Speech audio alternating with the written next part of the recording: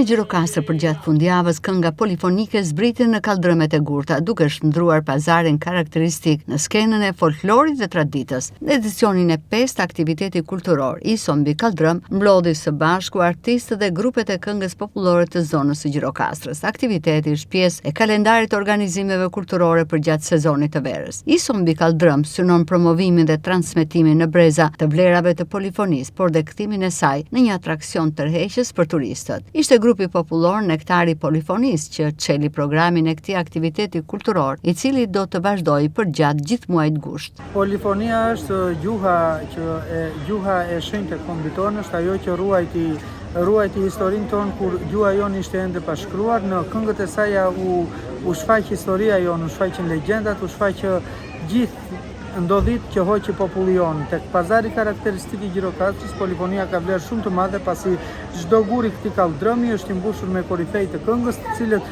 brez pas brezi, mot pas moti e kanë kaluar këngën polifonike tek brezat e ri, siç jemi edhe neve sot, siç kam dhe unë shokët, një pjesë të shokëve të grupit që janë djemtë e familjes Çenko, të cilët e kanë trashëguar nga gjyshi i tyre, nga xhaxhallarët nga babai dhe nga xhaxha i tyre që kanë qenë me grupin e Gjirokastrës. Gjirokastra është një vend ku polifonia jetëzohet.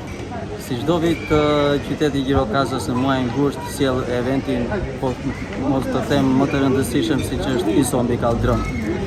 Duke shpalosur vlerat tona, traditat tona dhe gjithë qarkut e Gjirokastrës me grupe folklorike të ndryshme, të cilat shpalosin të gjithë traditën e veçantë të vendit të tyre.